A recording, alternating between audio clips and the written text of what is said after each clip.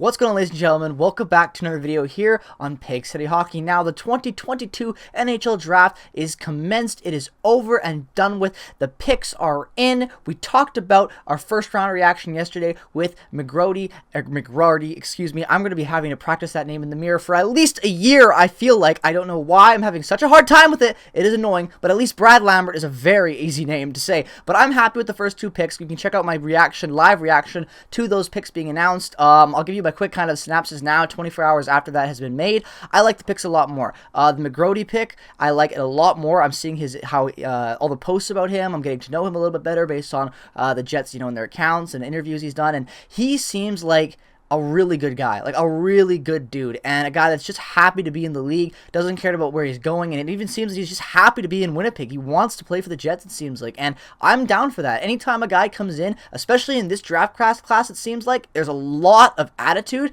and I think it's kind of hilarious because you've done nothing, you've got nothing to show for your NHL careers, and you're already trash-talking teams because they passed on me. It's, you be you, but I think those two picks the Jets made at 14 and 30 are pretty good, and I like them quite a lot now after 24 hours has passed, and I actually kind of like it more than where we were last year with Chaz Lucius. Now, I'm not saying I don't think Lucius is going to be good, but, my initial reaction, I think now, 24 hours after the draft compared to last year, I like it more. So those are kind of that's my quick recap on my thoughts about yesterday's draft. Let's talk about rounds 2 to 7 that started early this morning and go through the Winnipeg Jets and who they selected, starting off with the second round selection at 55 overall. The Jets take defenseman Elias Salomonsson. I don't even know what league he's in, honestly, but we're going to be going over a recap of all these guys at the end, so we're just going to go in order real quickly so you guys can see who I'm talking about. So 55 overall, Elias Salomonsson, then Daniel Zilkin, I believe is how you pronounce it, a centerman from the Gulf Storm. I actually kind of like this pick quite a lot at 77.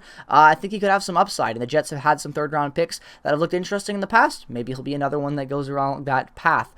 Jumping over to the fourth round, this one kind of surprised me a little bit, but I'm not going to complain with any of these guys because you never know with a late-round pick. Declan Chisholm was a sixth-round pick, if I'm not mistaken, so you never know. Garrett Brown, a defenseman from the Sea City Muskrats. Interesting pick. I think he's got a lot more to work on in his game, but let's see where he goes in a couple of years from now. So that was 99 overall. Jumping over to 175th overall in the 6th round. They did not have a 5th round pick. They took Fabian Wagner, awesome name, centerman, coming over from Europe. I like this pick, actually. I think that we've had some luck with some guys coming over from Europe in the past and later rounds, and again, I have nothing wrong with this. I think his game, it looks pretty interesting. All I've really seen they've done with these guys is just watch a highlight reel, ladies and gentlemen. I've watched a little bit of a highlight reel, seen what they can do, and I'm excited. Every year when it comes to the 2nd to 7th round selections, I'm always just interested to see, especially when you look at a guy like Trebarkov last year, a very, very good pick, and, who knows how good he'll be at the NHL level. But then the final pick of this draft, a goalie. We go with a goalie from the OHL, North Bay Battalion, Dominic DeVincentis, I think is how you pronounce it. DeVincentis, I think is how you pronounce it.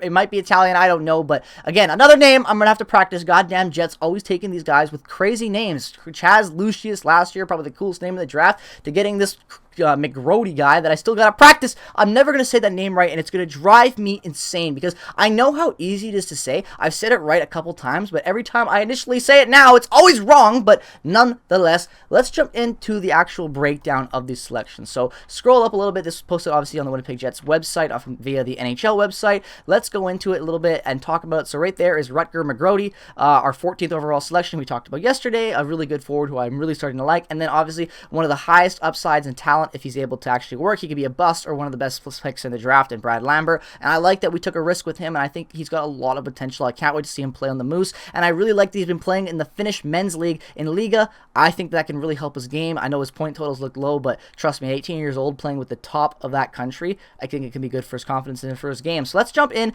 to this 55th overall pick. Like I said, Elias Salomonsson Hiller. I think he's a really good skater. I'd call him almost an elite skater, a puck-moving defenseman. He plays with edge and some sandpaper to him. Hard hitter, doesn't have a high end on skill, but decent stats. He's got a good shot. I think he's going to be a guy that takes care of his own end first, move the puck, and plays hard. So basically a two-way defenseman with not a lot of offensive upside, but can have a decent shot. I like that, especially with our defense going to be depleted with our prospects in a couple years, because you know that Avili is going to be getting some looks. You know that you're going to have Sandberg jumping up. Stanley's already been on the team for the last 2 years. Leon Ganak is going to be very, very close as well. Kovacevic, like the list goes on. The Jets have have a lot of very interesting young defensive prospects that are going to be aging out of that Moose system and either leaving the team or making the team. So you got to replace those guys, and I think that Ilya Somelson as a right-handed shot defenseman for the future could look very interesting, and I really want to see him develop into the Moose in a couple of years. I think he could be a really good Moose defenseman and surprise a lot of people. Now jumping back down to Danny Zelkin, a center, like I said, from the Gulf Storm.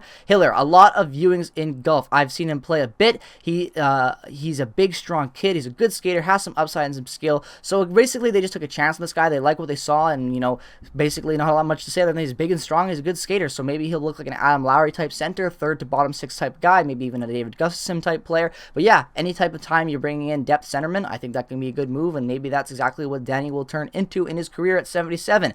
Now, Garrett Brown, right-handed shot defenseman from the Sea-Sooty Musketeers, coming from Hiller again. A really good skating defenseman, a puck mover. We think he's just starting to scratch the surface. It took him a while to establish himself in the USHL this year. He's got better and better as the season went on. He's won a championship. I think he's at a big growth camp in the few years back. He went to Spokane's camp at WHL. I believe he was 5'9" then, a small defenseman. Now he's obviously jumped up to 6'3", got that size. I really think that he is a good pick at 99. Again, I'm glad that they're stocking up the right-handed defensive pool. I think that's smart, especially with these later half. Let's see how these guys turn out. If they turn into nothing, they turn into nothing. If they turn into something, hey, you just got a guy at 99 overall that can make your team. That's obviously a win. 175 overall, like we already said. Fabian Wagner, a center from Linköping, excuse me, I think that's how you say it, Linköping HC, I believe that's in Sweden. He's probably played with some wing, but he could also play as a centerman, a left shot, 5'11", really smart moving forward. That's exactly what the type of guy the Jets like to bring in. So again, I'm really happy with this, and also he is a very responsible defensive center, which is something I like. I like that we're bringing in some more defensive-minded players. That's good for the future. Hopefully they'll be able to grow that defensive side of their game and start to really blossom it once they get older and potentially bring that into the NHL. And then our final draft selection, 207th overall, our goaltender, Dominic DiVincentis. I think that's how you pronounce it. I'm probably butchering it, but I gotta practice all these names. There's some damn interesting names in this draft, and it sucks because I cannot read no matter what. You can all make fun of me all you want. I don't care. I'm not even bad at English. I'm actually quite a good writer, but my grammar and my spelling and my pronunciation has always been terrible. It's like my 3 kryptonites when it comes to the English language, so I know that's a majority. Whatever, you guys. Okay, I'm not a good speller. Leave me alone. But yeah, let's talk about what he's got. So he got a better and better as the season went on. He got some playoff games, and a lot of the older goaltenders thought he might be the #1 next year.